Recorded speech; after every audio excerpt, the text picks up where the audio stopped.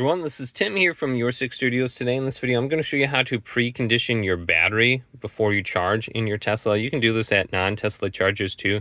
You just have to enable going to them under navigation. So if we go to navigations right here, scroll on down, we can go to third-party charging and just enable it right there, and you should be able to find them.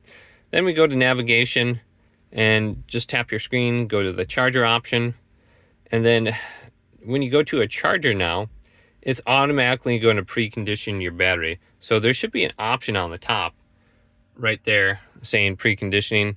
Maybe it's not doing that because I'm already charging, but when you go to a Tesla charger, it automatically does it for you. So I'm surprised it's not doing it right now.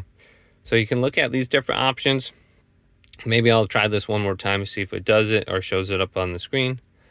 So if it's not doing that, you can just go back to settings, scroll on down to charging right here, select charging, and we can go on down to the option for preconditioning, schedule charging at this location. So we can select this, and if we go down to scheduling, it looks like there's another category under charging, but it takes you to the same place.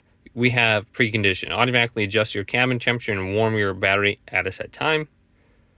So we can go to homework, etc. We can go to this, and we can precondition at a certain time or charging. You can create a schedule. Schedule when your vehicle starts and stops charging. So we can do this here.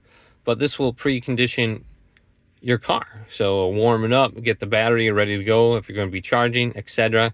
So if it's not doing it automatically, come to this section, and then you can manually just set it right here. You might have to set a time, but you could do it like 10 minutes in the future or something like that, and you can create.